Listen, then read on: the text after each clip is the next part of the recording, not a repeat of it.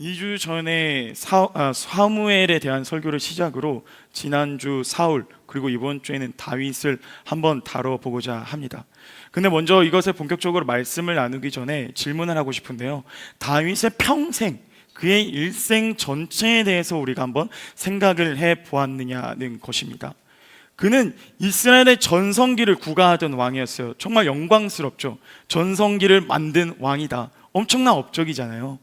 그리고 지금 또 여전히 우리 주일학교 학생들한테는 가장 존경하고 닮고 싶어하는 성경인물 1, 2위를 다투는 게 바로 우리 다윗입니다. 그런데 그의 일생을 봤을 때 그는 생각보다 영광스러운 삶을 살았다기보다는 치열하고 고군분투했던 삶을 살았던 것이죠. 그의 그 평생을 잘 설명해주는 성경 구절이 하나 있습니다. 역대상 28장 3절인데요 제가 읽어드리겠습니다. 그러나 하나님께서 내게 내 이름을 위해 집을 지을 사람은 내가 아니다. 다윗 너가 아니야. 왜냐하면 너는 용사라서 피를 너무 많이 흘렸기 때문에 너는 집을 지을 수 없다. 아무리 싸움을 잘하는 파이터라고 하더라도요, 아까 봤던 광주 불주먹 영빈 형제라 하더라도 5라운드의 게임을 할 수 없는 거예요. 그러나 너무나 애석하게도 이 인생은 평생에 걸쳐서 피비린내 나는 그 전쟁터를 누볐던 것입니다. 그러므로 그의 평생의 무드는 느긋함이 아니라 고군분투한 치열함이었어요. 하지만 그에게는 그 상황을 버틸 수 있는 약속이 하나 있었어요. 아무도 바라보지 않고 외면받았던 목동 시절에 사무엘이라는 하나님의 사람이 막 찾아와요. 그리고 그에게 갑자기 기름을 머리에 붓습니다. 당신의 기름을 머리에 부었다는 행위는 당신이 이 나라의 왕이 될 것입니다 라는 표현이었는데요, 그가 그러한 놀라운 계획을 받고 나서 얼마나 많이 기도하고 그 순간을 얼마나 많이 기다렸을까요? 우리는 오늘 시편 두 구절을 봤습니다. 이상하게 57편을 읽고 그 다음에 18편을 읽었는데요, 왜냐하면 시편 57편은 다윗이 사무엘에게서부터 도망하며 쓴 책입니다. 사울에게서부터 계속 도망치면서 하나님 나 힘들어요, 하나님 나 좀 구해주세요, 이러한 다윗의 기도 제목이 들어있는 시편이 바로 시편 57편이고요 그 다음 우리가 뒤에 읽었던 18편의 말씀은 그의 노년 가운데 그가 이제 죽음을 앞두고 나서 그의 삶을 쭉 회상했을 때, 그때 기도했던 모든 것들이 하나하나 모든 것들이 이루어진 간증의 제목이 적힌 게 바로 18편의 말씀입니다. 저는 오늘 이 설교 말씀 시간을 통해서 우리 모든 길공동체 여러분들의 기도 제목이 간증 제목이 되기를 간절히 소망합니다. 아멘. 우리 먼저 다윗의 그 심정, 사무엘에게 도망칠 때 당시의 그의 상황, 그의 심정을 함께 읽기 원하는데요, 시편 57편 4절입니다 57편 4절 시작. 사자들 가운데 있습니다. 불이 붙은 사람들 가운데 누워 있습니다. 그들은 바로 사람의 자손들인데 그 이는 창과 화살이요 그 혀는 날카로운 칼입니다. 맹수인 사자들 가운데 있고 손만 살짝 갖다 대도 화상을 입을 법한 불 가운데 그가 놓여 있다고 하고 있어요. 쉽게 말하면 하나님 나 이제 죽게 됐습니다. 나 좀 구해주세요. 사울에게 있어서 다윗은 위협적인 존재였어요. 사울의 왕위를 위협하는 존재였기 때문에 사울은 필사적으로 다윗을 죽이러 쫓아옵니다. 다윗도 도망가죠. 정말 필사적으로 도망갑니다. 그래도 전에는 이스라엘의 장군까지 올라갔던 지위와 명성이 있던 자였는데요, 그가 얼마나 급하게 도망갔던지 그의 손에는 아무것도 쥐지 못했어요. 그래서 성경에 증거하는 그의 삶은, 그의 도망치는 삶 가운데는 구걸하고 여기저기 빌붙으면서 전전긍긍하는 삶을 살았던 것입니다. 그래서 그는 수많은 시편 가운데 통곡을 합니다. 특별히 시편 142편 2절에서는 이렇게 말하는데요, 내 원통함을 그 앞에 토로하고 내 우환을 그에게 말한다. 즉 하나님 앞에서 하나님 도대체 왜 이러는 거예요? 내가 뭘 잘못했습니까? 그의 모든 우환을 다 하나님께 쏟아붓는 것이죠. 하나님 내가 왜 나한테만 이러시는 거예요? 왜 나한테만, 저 사람은 괜찮아 보이는데 왜 나한테만 이런 이유 없는 고난을 허락하시는 겁니까? 그리고 그는 이렇게 질문하는 것이죠. 하나님 나에게 줬던 약속, 이스라엘 왕이 될 거라는 약속이 있는데 왜 내 삶은 정반대로 갑니까? 혹시 나를 버리시고 약속도 버리셨나요? 그의 머릿속에는 그 상황 때문에 가지고 있던 수많은 해결되지 않는 의문이 가득했을 것입니다. 다윗은 그래서 너무 지쳤어요. 그는 결단해야만 했어요. 아무런 연고지도 없는 곳으로 가자, 도망가자. 이방 땅 모압으로 갑니다. 그곳에 요새가 있는데요, 거기에 자기의 모든 가족들과 무리를 데리고 거기 와서 이제 좀 쉬려고 가만히 쉬었어요. 그런데 그것은 하나님이 원하는 그림이 아니었어요. 왜냐? 하나님이 주신 약속은 네가 모압의 왕이 아니라 이스라엘의 왕이 되길 원했기 때문이죠. 그래서 불편한 사람이 찾아옵니다. 너무나 불편해하는 하나님의 선지자, 갓 선지자가 다윗을 찾아오는 것이죠. 사랑하는 길공통신 여러분, 만약에 여러분들에게 어떤 하나님의 사람 또는 여러분들의 순장님이 갑작스럽게 전화를 걸거나 아니면 교육자분들이 전화를 걸 때 많이 부담스러우시다, 그럼 한번 여러분의 영적 상태를 조금 한번 점검해 보시면 좋겠습니다. 다시 한번 돌아가서 다윗은 그 갓선지자로부터 얘기를 들어요. 다윗 장군님, 여기 있으면 안 돼요. 당신 다시 이스라엘로 돌아가라고 합니다. 그것도 유대의 헤렛수풀이라는 곳으로 돌아가게 됐는데요, 헤렛수풀이란 말 그대로 산이 있거나 요새가 있는 곳이 아니에요. 즉 거기 서 있으면 모두가 위치를 알 법한 곳이라는 것이죠. 다윗은 또다시 위험을 마주하게 됩니다. 다윗은 또 다른 그런 곤란한 상황을 또 마주하게 되는데요, 그가 그일라라는 땅을 통과하고 있었습니다. 그러나 그일라 사람들이 갑자기 블레셋 사람들이 침범해서 죽기 일보 직전이었던 것이죠. 일반적인 사람도 길을 걸어가다가 만약 어떤 사람이 물에 빠져 있으면 누구라도 도와주려고 발을 벗고 나서는 게 사람의 정서인데요, 다윗은 이 가운데 곤란한 선택을 마주하게 된 것이죠. 그일라 사람들을 구해야 되나 말아야 되나. 만약 지금 구하게 된다면 내가 아주 곤란하게 돼요. 왜냐하면 사울에게 있어서 그는 숨어야 하기 때문에 쥐 죽은 듯이 살아야 되는데, 만약 그일라 사람들을 도우겠다고 난리를 쳐버리면 위치가 들통나잖아요. 그래서 그는 기도합니다. 하나님, 저 그일라 사람 위험하긴 한데 내가 찝찝해서 지금 기도합니다. 저 사람들 구해야 할까요? 주님 응답 없으시면은 아니라는 줄 알고 기도 마치겠습니다, 아멘 하려고 하는데 하나님께서 갑자기 찾아오셔서 구해라. 너무나 분명한 음성으로 그일라를 구하라고 하는 것이죠.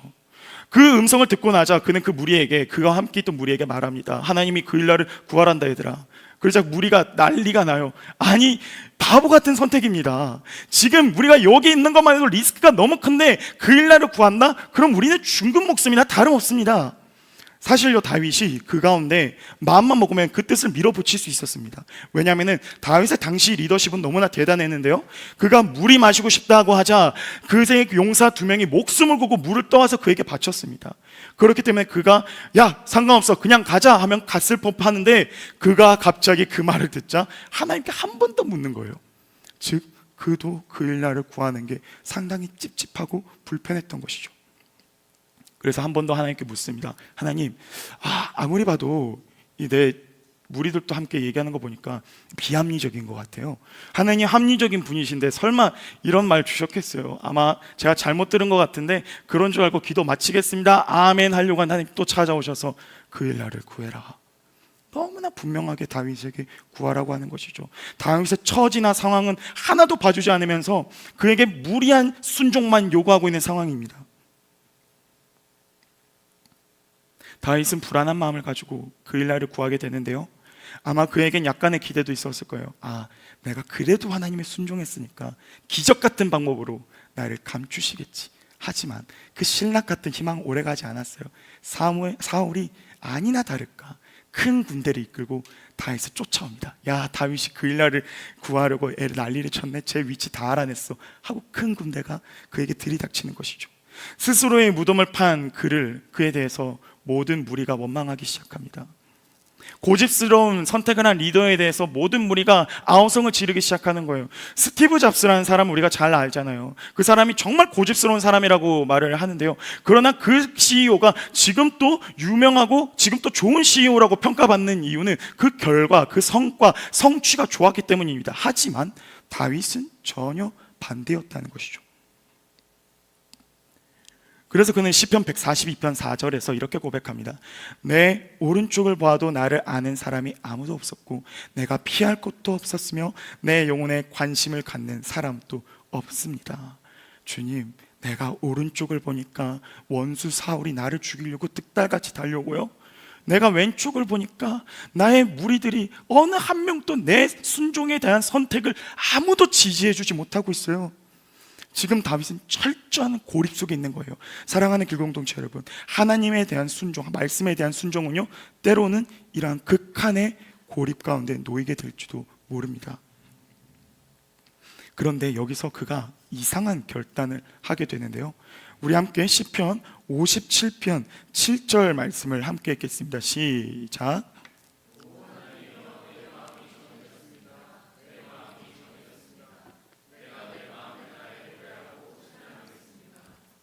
아멘. 죽음이 눈앞에 놓인 그가 찬양하기로 마음먹은 것이죠. 여기서 내 마음이 정해졌다는 표현은요, 내가 의지적으로 올곧게 서 있겠습니다 라는 의미입니다. 그리고 그는 의지적으로 서 있으며 찬양하기를 결단한 것이죠. 그럼 그 찬양은 무엇이었을까요? 57편 10절의 말씀인데요, 무릇 주의 인자는 커서 하늘에 미치고 주의 진리는 궁창에 이르나이다. 여기서 다윗이 찬양한 키워드가 두 가지가 있습니다. 첫 번째, 주님의 인자하심. 두 번째, 주님의 진리. 주의 인자하심과 진리를 찬양을 했던 것이죠.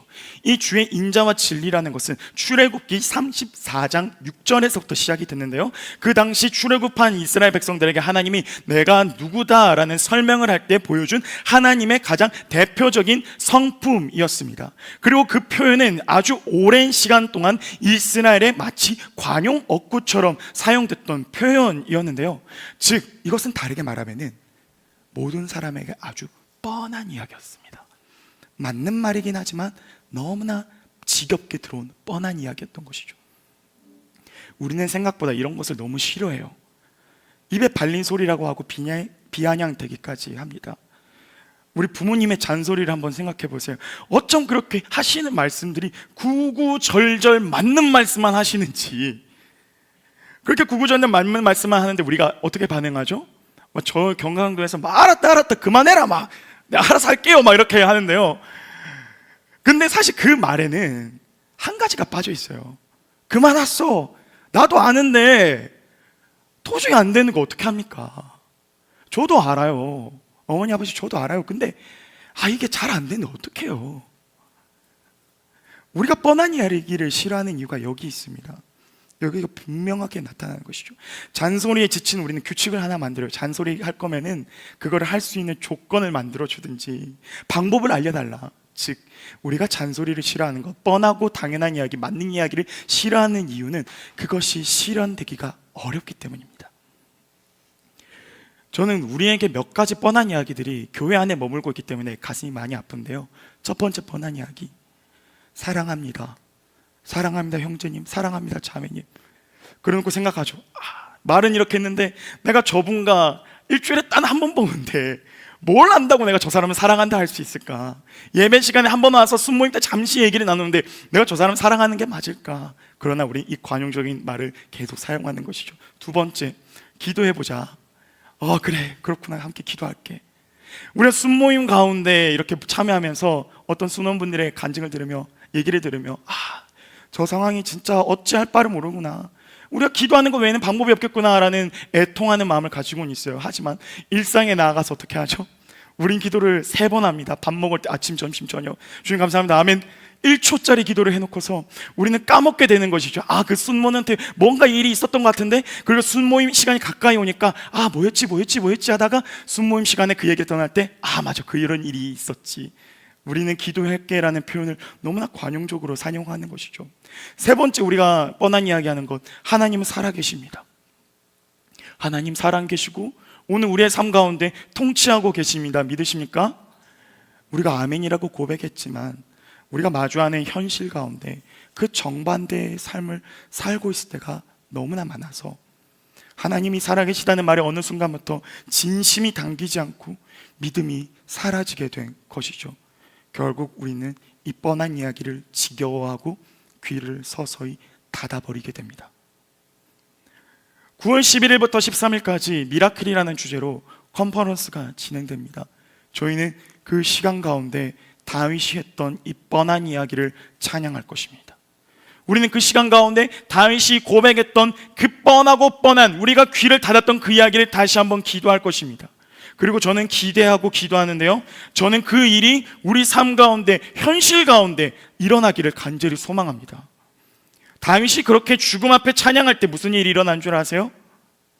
갑자기 마온 황무지에서 철저하게 포위당해서 죽음만 앞두고 있던 다윗이 있었는데, 그가 이제 처형식을 앞두고 있는 상황과 다름이 없었는데 갑자기 먼 곳에서 사울의 전령이 찾아와요.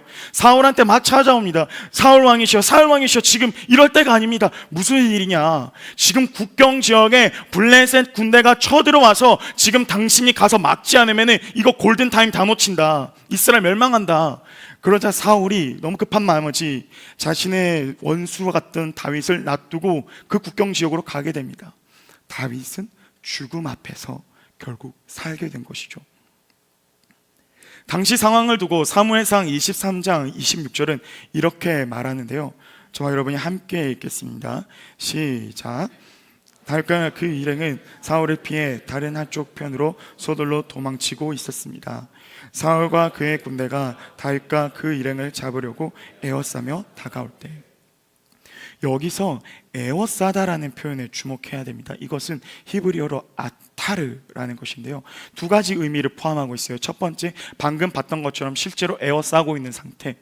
두 번째 의미가 아주 중요한데요, 왕관을 씌울 때, 왕이 수여식을 할 때, 왕처럼 임명을 할 때 쓰는 단어가 바로 이 아타르, 에워싸다인 것입니다. 모두가 그 상황이 다윗의 처형식이다, 다윗 이제 다 끝났어 할 때 단 한 분은 포기하지 않으셨는데요, 그게 바로 우리 하나님이십니다. 하나님께서는 그 처형식 아니야, 그거는 나의 왕이 수여식이야. 다윗이 기도하고 다윗에게 줬던 내 약속, 다윗이 오랫동안 기다렸던 이스라엘의 왕이 되리라는 그 약속을 내가 지금 그에게 지금 이루고 있는 거야. 하나님 한 분만, 그 한 분만 그 상황을 포기하지 않았던 것입니다.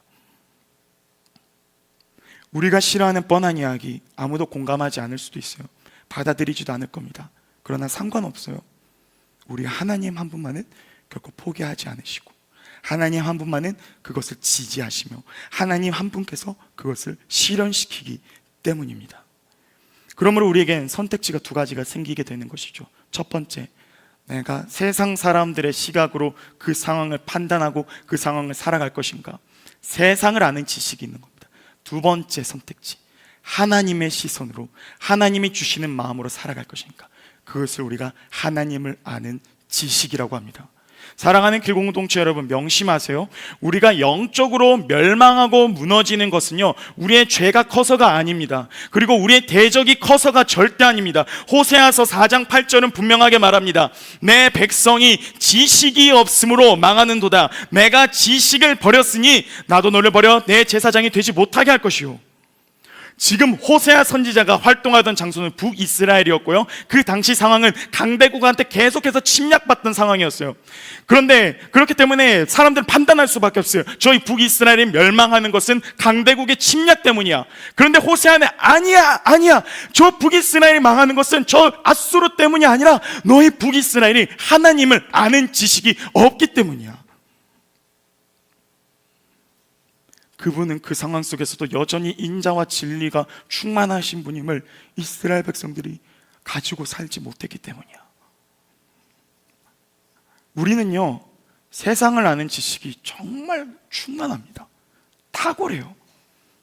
우리가 그 상황에 대해서 꿰뚫어 보고 있고요, 훤히 압니다. 하지만 하나님을 아는 지식이 너무나 부족하다는 것이죠. 믿음의 사람으로 살아가야 되는 그 지식이 없는 거예요. 영적으로 해석해야 될 그 능력이 없는 겁니다. 그러나 명심하세요. 그것이 우리 영적 멸망의 지름길입니다.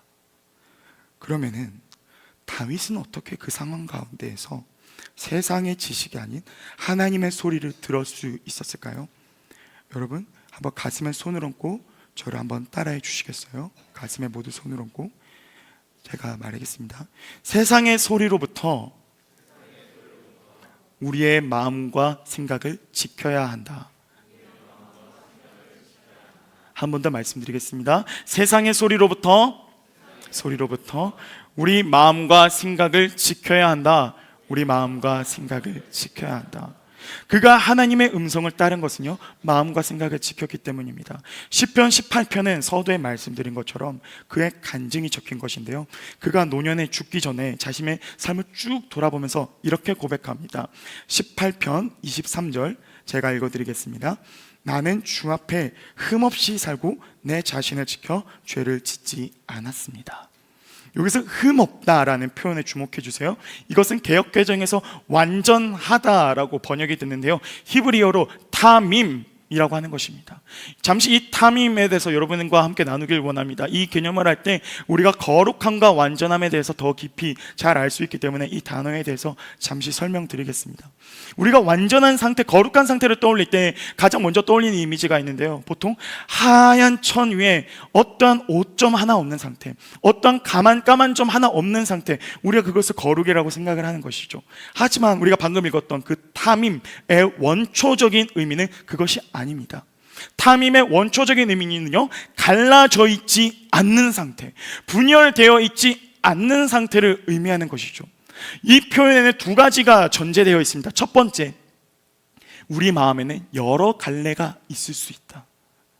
우리가 한 마음만 품고 살아가는 것이 너무나 어렵습니다. 한 사람으로 보더라도 이것은 다양한 면이 있고 동전에도 양면이 있는 것이죠. 우리 신앙에도 마찬가지인데요, 우리가 하나님을 믿고 하나님을 따라갑니다. 그러나 우리 마음속에, 또 다른 마음속에는 돈을 믿고 세상을 따라가는 마음도 있는 것이죠. 우리가 하나님의 법을 따라가고 하나님의 말씀하시는 것을 믿습니다. 그러나 우리의 또 다른 한편에서는 자꾸만 세상의 법칙대로 살려고 하는 또 다른 가지가 있는 것입니다. 그러나 하나님께서는 그 여러 갈래로 뻗쳐진 가지를 원하지 않으시다는 것이죠. 타밈에 대한 두 번째 전제 설명드리겠습니다. 하나님은 그 뻗쳐진 여러 가지 갈래를 끊어내길 원하시는 겁니다. 단 하나의 갈래만 남길 원하시는 것이죠. 이러한 결단의 행위를 우리는 두 글자로 포기라고 합니다. 다윗의 삶을 보면요, 그는 정말 많이 포기하였습니다.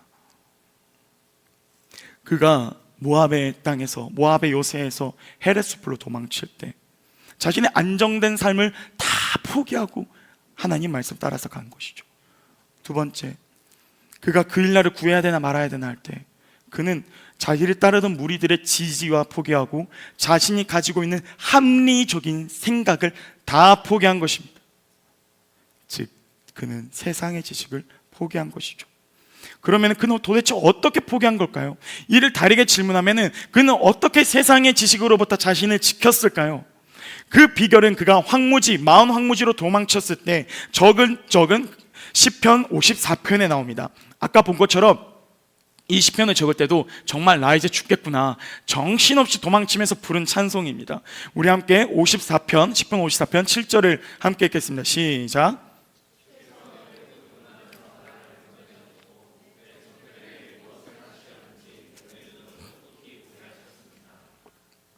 아멘. 여러분, 지금 그는 거짓말을 하고 있어요. 주께서 건져내셨다고 하는데 무슨 소리예요? 지금 계속 그는 도망가고 있는 상황에 부른 거예요. 이 찬양은 지금 그가 주께서 나를 건지셨습니다, 이러한 고백은 아까 말씀드린 그의 간증문 시편 18편에서나 적을 수 있는 것인데 지금 그 도망치는 중에 거짓말을 공공연히 하고 있는 것입니다. 그런데요, 여기에 그가 마치 간증처럼 했던 이 기도가 그의 영적인 비결이에요. 제가 빌립보서 4장 6절을 여러분들에게 읽어드리겠습니다.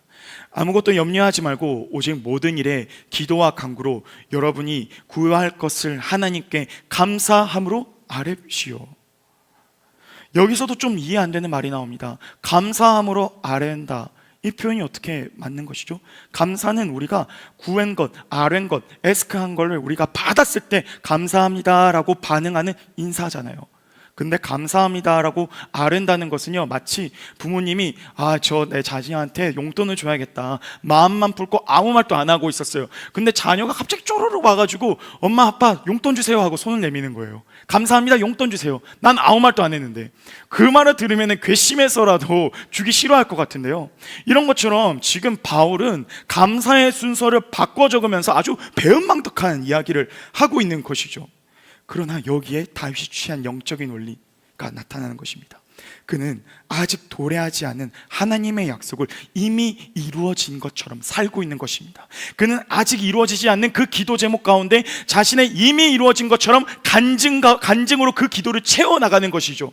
그때 무슨 일이 일어나면요, 빌립보서 4장 7절의 말씀입니다. 우리 함께 읽으면 좋겠는데요. 4장 7절 시작. 그리하면 모든 생각을 뛰어넘는 하나님의 평강이 그리스도 예수 안에서 여러분의 마음과 생각을 지켜주실 것입니다. 하나님이 우리의 마음과 생각을 그때 지켜주시는 것입니다. 즉 하나님의 시각, 하나님이 바라보고 있는 시각을 우리에게 믿게 해주시는 것이죠. 저는 여러분들이 아직 이루어지지 않는 그 모든 기도 제목을 마치 간증처럼 기도하시기를 간절히 소망합니다. 그럴 때 그 상황을 세상의 시각이 아니라 하나님의 시각으로 볼 수가 있고 하나님이 어떻게 보는지가 믿어지게 되는 것입니다. 사무엘상 23장 14절의 말씀인데요, 제가 읽어드리겠습니다. 다윗은 광야 요새에 머물기도 하고 십광야의 언덕에도 있었습니다. 즉 그가 계속 도망친 상황이에요. 사울은 날마다 다윗을 찾아다녔지만 사울이 눈에 불을 켜고 다윗을 쫓아다닌 상황입니다. 그런데 그 뒤에 말이 중요합니다. 하나님께서는 다윗을 사울의 손에 넘겨주시지 않았습니다. 아멘. 하나님은 다윗을 사울의 손에 넘겨주지 않았습니다. 하나님 혼자 그 상황을 포기하지 않았던 거예요. 세상 사람들이 저거 이제 처형당하구나, 이제 끝이구나 다윗은 할 때 단 한 분, 하나님은 그 상황을 결코 단 한 번도 포기한 적이 없으신 것이죠. 오히려 하나님은 그 상황을 왕관 수여, 왕이 수여식으로 역전시키는 것입니다. 사랑하는 길공동체 여러분, 하나님은 포기하지 않으셨는데 여러분은 왜 계속 손을 놓으시나요? 아직도 여러분의 가정과 직장 가운데 주님은 소망을 두고 계시는데 왜 여러분들은 중보하기를 포기하셨습니까? 주님은 우리 공동체에 기적을 일으키고 우리들의 삶 가운데 새 일을 이루시겠다는데 왜 우리 안에 기대감이 단 하나도 없는 것입니까? 안 됩니다. 저는 여러분들이 이미 이루어진 것처럼 다시금 기도하고 중보하기를 소망합니다. 여러분이 포기한 모든 이 가정의 영역, 직장의 영역, 그곳을 위하여 다시금 기도하는 그 기적을 우리 가운데 일어나길 간절히 소망합니다.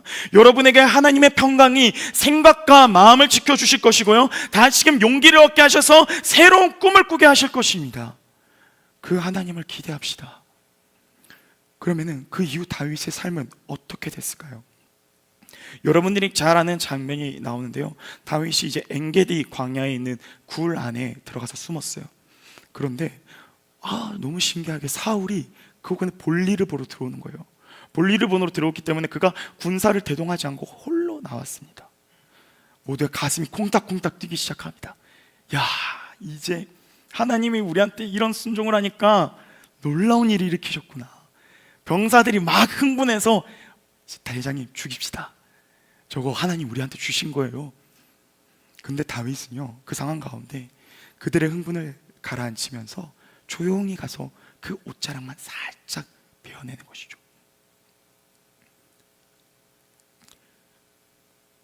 그 또한 그를 얼마나 죽이고 싶었을까요? 그러나 그는 거기서 자신의 마음을 완전하게 자신의 마음을 포기한 것입니다. 그 상황 가운데 그가 포기한 것이 무엇이죠? 자신의 모든 뜻과 의지를 내려놓았습니다. 그리고 내 때를 내려놓고 하나님의 때에 하나님이 이루시옵소서. 그의 기도 가운데는 이제는 더 이상 자기를 향한 기도가 없었습니다. 그의 기도는 이제 하나님의 뜻을 향한 기도가 되었어요. 이것은 바로 예수님의 기도와 유사한데요, 예수 그리스도께서 십자가에 달리시기 전에 겟세마네에서 땀방울이 핏방울 되듯이 기도하시면서 했던 말이 무엇이죠? 주님, 이 십자가, 이 포도잔을 내게서 피하게 하실 수 있으면 내한테 치워주세요. 저 십자가 너무 고통스럽고 너무 무섭습니다. 그러나 예수님께서 뒤에 기도를 덧붙이죠. 그러나 내 뜻대로 하지 마옵시고 아버지 뜻대로 하옵소서. 이 기도는 주기도문에서 우리가 항상 기도하는 것과 똑같아요. 왜 하늘의 뜻이 하늘에서 이루어진 것처럼 땅에서도 이루어지게 하옵소서. 이 말은 무엇이냐면요, 하늘 가운데 하나님이 이루시기 원하는 뜻을 이 땅 가운데 내 삶 가운데 이루어가 주세요. 내 뜻대로 하나님의 뜻을 이루어가지 마시고 하늘에서 이루신 뜻을 이곳 가운데 이루어가 주세요. 내 뜻, 내 의지, 내 모든 것 다 내려놓겠습니다 하는 결단이 그 기도 가운데 담겨 있는 것이죠. 사울 눈앞에 있는 사울만 죽이면은 고난이 끝나는 프리패스 행위였고, 그것만 죽이면은 하나님 자신에게 주셨던 이스라엘 왕이 될 거야 라는 약속을 순식간에 이룰 수 있는데도 그는 눈앞의 기회를 포기하고 하나님의 때를 기다린 것입니다. 그러면은 사랑하는 길공동체 여러분, 하나님의 뜻은 무엇일까요? 저는 성경을 읽으면 읽을수록 확신이 드는 게 한 가지가 있는데요. 여러분, 우리가 구원을 받았잖아요. 그런데 놀라운 것은 구원받음과 동시에 우리 모두가 부르심 또한 받았다는 것입니다. 부르심의 그 형태는 여러 가지의 모습으로 나타나지만요, 그 뿌리를 거슬러 올라가 보면 아주 명확한 메시지, 아주 정확하고 간단한 명료한 메시지가 하나 나옵니다. 그것이 바로 선교입니다. 하나님은 창세기에서부터 계시록까지 날마다 온 열방 가운데 내가 하나님이다, 내가 여호와다, 만군의 여호와다, 이 사실을 알리시길 원했어요. 그리고 제가 오늘 발로 티셔츠 괜히 입고 온 게 아닙니다. 저분은 옷이 없어서 저걸 매번 입나? 라고 생각하실 수 있는데 사실 일정 부분 맞긴 하는데요. 그러나 저는 이 베트남 아웃리치가 우리가 끝나잖아요. 그런데 그 우리 아웃리치가 거기서 끝나는 게 아니라 우리의 일상 가운데로 우리 모두가 파송되었다는 것을 알리고 싶어서 이 셔츠를 입고 온 겁니다. 다음 주부터 못 입는다는 사실 좀 아쉽긴 합니다. 시편에 대한 권위자 월터 브루그만이라는 분이 계시는데요, 그분이 시편 주석에서 방금 우리가 읽었던 시편 57편에 대해서 이렇게 설명을 합니다. 시편 57편은 다윗이 개인의 구원을 향한 찬양 고백만 담겨 있는 게 아닙니다. 그럼 뭐가 더 있나요? 다윗의 그 고백은 온 열방 가운데 알리기 위해서 적혀진 것이다. 그것은 그 근거로 이렇게 말하는데요, 57편 3절을 보면은 하나님의 인자와 진리를 그의 개인의 삶 가운데 구하고 있어요. 그런데 57편 10절에서는 우리가 아까 읽었었는데요, 주의 인자가 하늘에 미치고 그 진리가 궁창에 미치도록 다윗은 강구하고 있는 것입니다. 즉 그는 하나님에 대한 지식을 온 열방 가운데 나타나길 원했던 것이에요. 그가 고통 가운데 만난 하나님을 그는 온 이스라엘과 그 너머 모든 열방 가운데 전하기를 원했던 것이죠. 그리고 그 열방의 범위에 사울도 포함됐습니다. 사무엘상 24장 8절을 보면요, 그러자 다윗은 동굴에서 나와 사울에게 외쳤습니다. 여기서 지금 외쳤다라는 표현이 나오는데, 이 외쳤다라는 히브리어로 카라, 이 카라는 단순한 콜링이 아니에요. 공식적인 선포입니다. 하나님께서 이사야서 40장 1절에서 이스라엘 백성을 향하여 구원을 선포할 때, 위로를 선포할 때 카라라는 단어를 사용하셨습니다.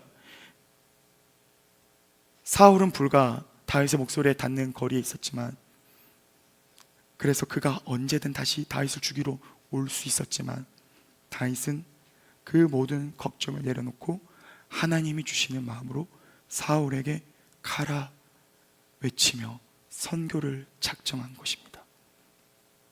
그런데 어떤 일이 일어나는지 아세요? 사무엘상 24장 16절을 보면요, 분노에 사로잡히고 사륙의 눈이 멀었던 그가 소리를 높여 울기 시작합니다. 그 눈물은 결코 악어의 눈물이 아니었어요. 참으로 감동받아 흘린 눈물이었습니다.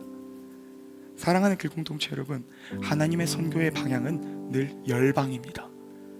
어느 특정한 방향이 아니에요. 열방입니다. 열방의 의미는요, 어느 하나 예외된 곳이 없다는 것입니다. 아무리 그 대상이 사울과 같이 내 원수라 할지라도, 내가 오랫동안 기도했지만 아무런 변화가 없는 절망스러운 곳이라 할지라도 하나님은 그곳을 향하여 당신을 보이시길 원하신다는 겁니다. 오늘 우리 가운데 사울 같은 자가 있을 수 있습니다. 우리 마음 가운데 포기하고 싶고 더 이상 난 저를 위해 기도할 힘이 없어요. 내려놓고 싶은 영역이 너무나 많을 겁니다. 우리 내면의 목소리가 계속 말하겠죠. 아, 안 된다, 자존심 상해, 나 저 사람 위해 더 이상 아무것도 못하겠어. 그러나 그런 것들을 포기할 때 하나님의 역사가 일어나는 거예요. 예수님께서 생명을 포기하셨을 때, 십자가 가운데 생명을 포기하셨을 때 영혼이 구원이 됐고요, 사도 바울이 자신의 평생의 꿈이었던 아시아 선교를 포기했을 때 온 유럽 가운데 복음이 퍼졌습니다. 그리고 다윗이 자신의 모든 것을 포기하고 내려놨을 때 그 완고한 사울이 변화가 되었던 것입니다. 사랑하는 길공동체 여러분, 저는 오늘 우리가 마음속에 있는 그 목소리를 포기하길 원합니다. 그리고 하나님께서는 포기했던 여러분의 음성을 사용하셔서 이제까지 변화가 안 됐던 그곳 가운데 사울처럼 변화의 역사를 이루실 줄을 저는 확신합니다. 저는 여러분들이 포기한 기도가 다시금 회복되고, 포기했던 선교가 다시금 회복되는 기적을, 그것을 넘어서 사울처럼 눈물을 흘리며 그들이 변화되는 것을, 그 기적을 저는 꿈꾸는 것입니다. 여러분, 그 역사는요, 그리고 꼭 기억하세요, 지금 일어나는 거예요. 다윗처럼 우리 기도해야 돼요. 마치 간증하듯이 말해야 돼요. 이사야서 43장 19절은 이렇게 말하고 있습니다. 제가 읽어드릴게요. 보라, 내가 새 일을 하고 있다. 이제 막 솟아나고 있는데 너희는 느끼지 못하느냐? 내가 광야에 길을 내고 사막에 강을 만들고 있다. 여기서 이제 막 솟아나고 있다는 이 표현에요, 이제는요 지금으로 번역할 수 있습니다. 즉 하나님의 역사는 과거에 머무는 게 아니에요. 과거에 우리가 신앙이 좋았을 때 그 첫사랑을 말하는 것이 아니고, 미래에 언젠가는 도달하겠지, 언젠가는 내 신앙이 다시 회복되겠지, 그 미래에 막연한 것이 아닙니다. 하나님의 역사는 지금, 바로 지금 이곳 가운데 일어나는 줄 믿으시기 바랍니다. 그러므로 제가 지금 몇 가지 선포를 할 건데요, 마치 간증처럼 제가 말할 거예요. 여러분 응답해 주세요. 믿으시면은 아멘으로 크게 응답해 주십시오. 제가 선포하겠습니다. 주님, 우리 길공동체에 새로운 일을 이루어 주셔서 감사합니다. 주님, 우리 길공동체의 모든 지체들의 오랜 기도를 응답해 주셔서 감사합니다. 주님, 우리 길공동체에 놀라운 사랑과 기도와 선교의 부흥을 허락해 주셔서 감사합니다. 주님, 우리 미라클 컨퍼런스 가운데 큰 은혜를 허락하여 주심에 감사합니다. 마지막으로 다윗의 간증인 시편 18편을 메시지 성경을 통하여서 우리가 함께 읽기 원하는데요, 제가 읽어드리겠습니다. 먼저, 조각낸 내 삶을 다 맡겨드렸더니, 다윗이 받은 기도 제목과 가지고 있는 꿈과 현실이 너무 달라서 그 인생이 너무 조각난 것처럼 보이는 것이죠. 그 괴리감 앞에 나는 이제 조각난 사람이구나, 조각난 인생이구나 라고 하며 하나님이 보이지 않는 것입니다. 그런데 그가 이렇게 고백을 하는데요, 하나님께서 온전하게 만들어 주셨다. 다 지나고 나니까 이제 보이는 거예요. 조각난 것 같은 내 인생이었지만 하나님께서 다 맞춰주셨구나. 주님께서 한순간도 떠나지 않고 그 옆에서 늘 일하고 계셨던 겁니다. 내 행실을 바로 잡았더니 새 출발을 허락해 주셨다. 세상이 말하는 지식이 아닌 하나님의 인자하심과 그 사랑을 믿고, 그럴 때 우리는 새로운 삶을 살게 된 것입니다. 나 이제 하나님의 도에 늘 정신을 바짝 차리고 하나님을 예사롭게 여기지 않으리라. 매일 그분이 일하시는 방식을 유심히 살피며 하나도 놓치지 않으려 애쓰리라. 다시 시작하는 마음으로 한 걸음 한 걸음 신중하게 내딛는다. 더 이상 속지 않고 그분을 알아가며 그분을 의지하는 삶을 살아가겠다는 결단과 의지가 담겨 있습니다. 그리고 마지막으로 내 마음을 열어 보여드렸더니 하나님께서 내 인생의 이야기를 다시 써주셨다. 끝난 것만 같았던 우리 인생이 그분 안에서 새롭게 써지는 것입니다. 희망이 없고 결말이 뻔해 보이던 우리 삶에 그분은 새로운 일, 즉 기적을 일으키십니다. 우리의 모든 기적을, 모든 기도 제목을 간증거리로 만들어주시는 것이죠. 우리 이번에는 다 같이 일어나서 함께 가슴에 손을 얹고 우리 이 방금 시편 18편의 말씀, 메시지 성경의 말씀을 함께 고백하면 좋겠습니다. 우리 함께 시편 18편 방금 읽었던 그 메시지 성경을 함께 읽겠습니다. 시작. 조각난 내 삶을 다 맡겨드렸더니 하나님께서 온전하게 만들어 주셨다. 내 행실을 바로 잡았더니 새 출발을 허락해 주셨다. 나 이제 하나님의 도에 늘 정신을 바짝 차리고 하나님을 예사롭게 여기지 않으리라. 매일 그분이 일하시는 방식을 유심히 살피며 하나도 놓치지 않으려 애쓰리라. 다시 시작하는 마음으로 한 걸음 한 걸음 신중히 내딛는다. 내 마음을 열어 보여드리니 하나님께서 내 인생 이야기를 다시 써주셨다. 아멘. 우리 이 시간에는 나의 가는 길 함께 찬양하며